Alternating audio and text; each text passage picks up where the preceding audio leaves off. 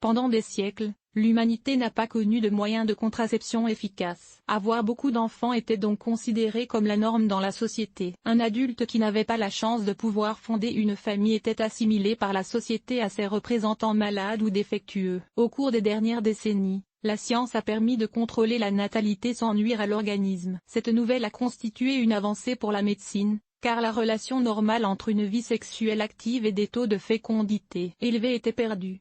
Childfree s'est rapidement publié et a attiré l'attention des critiques. Il s'est avéré que les mariages sans enfants n'étaient plus considérés comme inférieurs. Au contraire, cette idéologie trouve aujourd'hui de nombreux adeptes. Childfree, qu'est-ce que c'est en termes simples? Childfree est une idéologie qui offre la liberté de ne pas avoir d'enfants. Le choix des couples et des personnes seules de ne pas avoir d'enfants est considéré comme pleinement conscient. Les personnes prospères et en bonne santé prennent de telles décisions de leur propre chef, sans subir de pression de la part de quiconque. Le choix s'explique par le désir de vivre pour son propre plaisir et de profiter de la société sans obligation parentale. Childfree est une personne qui n'a pas de problème de santé reproductive. L'âge moyen des adeptes du mouvement varie de 27 à 40 ans. En règle générale, les jeunes sont engagés dans des études ou dans une carrière active. En outre, ils ont tendance à changer fréquemment d'avis. La cause.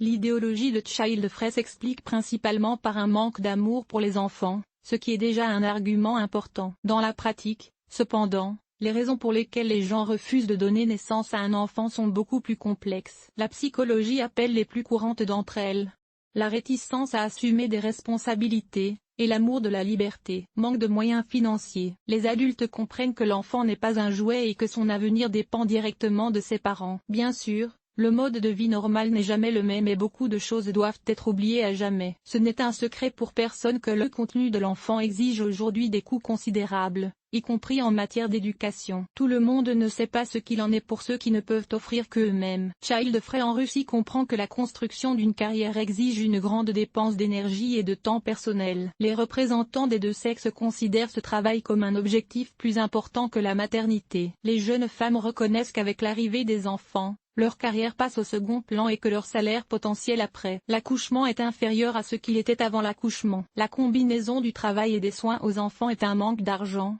d'efforts et de santé. Quelques représentantes du mouvement reconnaissent qu'elles sont elles-mêmes paniquées, soit parce qu'elles reconnaissent qu'elles ne peuvent pas être de bons parents, soit parce qu'elles craignent de perdre leur minceur. Les femmes qui prennent des décisions audacieuses renforcent leurs valeurs traditionnelles et se construisent une vie. Comment le mouvement pour la liberté des enfants est apparu et pourquoi il s'est uni? Au milieu du siècle dernier, des féministes sont apparues et ont promu la vie sans enfants et de libre choix. Cependant, le terme lui-même, composé des mots enfant et liberté, n'a été introduit qu'en 1990 par une enseignante américaine qui plaidait pour l'indépendance des femmes. Par la suite, le mouvement Childfree s'est battu pour l'abolition de l'impôt sur les enfants. L'importance de l'idéologie pour la Russie reste ambiguë. On a commencé à en parler après 2000, mais l'argot des jeunes n'a rien à voir avec Childfree. Selon les sociologues, moins de 10% de la population du pays est à l'écart de la procréation. Il est intéressant de noter que le terme russe Childfree désigne les jeunes ambitieux qui ne veulent pas sacrifier leur confort et leur carrière pour leur progéniture. Dans les grandes villes, l'absence d'enfants est un choix libre, mais dans les États, le débat porte sur les logements séparés et le manque de prospérité. Au départ, le mouvement rassemble des personnes qui n'ont pas du tout accepté de communiquer avec leurs enfants.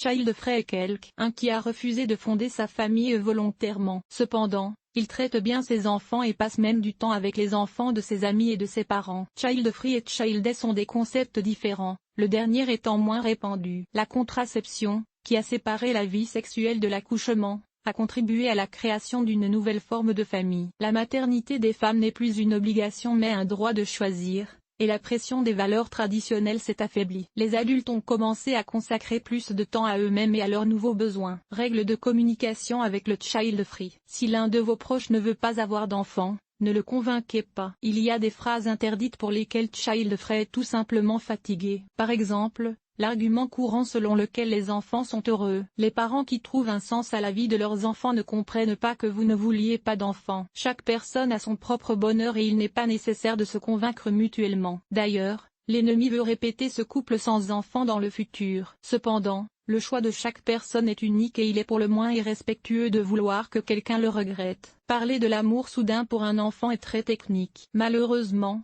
dans certains cas, ce sentiment ne visite jamais les parents et risque de transformer la vie du petit être en enfer. Child free et childed ne peuvent pas être mis dans la même colonne en ce qui concerne ceux qui refusent volontairement de continuer le genre. Il est dangereux de provoquer l'apparition d'enfants non désirés, car le nombre de familles dysfonctionnelles en Russie reste important. Ceux qui ne veulent pas avoir d'enfants, la génération plus âgée, craignent de ne pas avoir le verre d'autant convoité dans leur vieillesse. Cependant, la vie montre que les services sociaux, les infirmières et les amis sont un soutien de plus en plus nécessaire. Malheureusement, il n'est pas rare que des personnes âgées meurent complètement seules, abandonnées par leurs enfants adultes. Child free est donc normal pour les personnes menant une vie active. Avantages et inconvénients de l'idéologie du child free. Les aspects positifs de l'idéologie child free sont indéniables. Les psychologues identifient les aspects positifs suivants du mouvement contrôle de la surpopulation planétaire. Réduction du nombre d'enfants non désirés. Les scientifiques s'alarment déjà de la pénurie d'eau douce et de minéraux à laquelle l'humanité sera confrontée dans un avenir proche. La pollution de l'environnement joue un rôle majeur dans le changement climatique. Tout cela conduit inévitablement à une pénurie d'emplois et à une surpopulation. Les corrections de la fécondité ont donc un impact positif sur l'état de la planète. En Russie, des milliers de femmes abandonnent chaque année leur nouveau-né. Les experts associent ce phénomène au manque de soutien des proches, au manque de moyens financiers et aux problèmes de logement. La publicité faite autour des naissances forcées fait que les gens ne savent pas quoi en faire. Augmentation du nombre d'enfants ayant subi des blessures psychologiques, habitués à la violence et ayant appris des modèles de comportement toxiques. L'imposition de taux de natalité a un impact négatif sur la qualité de vie des enfants eux-mêmes,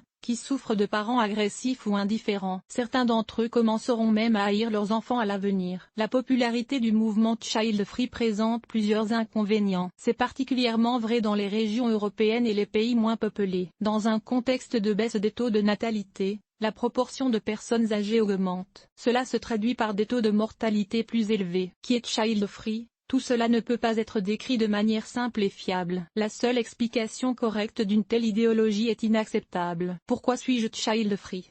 Est-ce parce que c'est à la mode ou approuvé par l'opinion majoritaire? Les jeunes se classent souvent dans un mouvement sans le comprendre. Est-il normal de vouloir des enfants? L'avis d'un psychologue. En Russie, le child free n'est pas un mouvement à part entière, car il n'existe pas d'organisation ou de leader officiellement enregistré. Cependant, de telles communautés encouragent la liberté de choix plutôt que les attitudes négatives à l'égard des enfants. Chaque individu est libre de construire sa propre vie et de décider quand il sera acquis par sa progéniture. Il est normal de voir le point de vue de child free selon lequel il n'y a rien de mal ou de bien dans une telle décision. Cependant, discuter de la vie personnelle de quelqu'un d'autre ou imposer son point de vue aux autres est extrêmement grossier. Conclusion. Certaines personnes voient la cause de child free dans les complots de l'ennemi et les plans insidieux d'autres pays pour saper la démographie nationale. Le nouveau mouvement est perçu par eux comme un moyen de corrompre les jeunes, mais en fait il n'y a rien de dangereux dans la position délibérée des adultes. De nombreux jeunes couples changent de décision au bout d'une décennie, déclarant qu'ils ne dirigeront jamais leurs enfants. Ce phénomène montre que les gens sont prêts à devenir parents à une période favorable de leur vie, lorsqu'ils sont moralement et financièrement prêts à donner naissance à un enfant. Ils prennent une décision équilibrée qui n'est pas imposée par la société.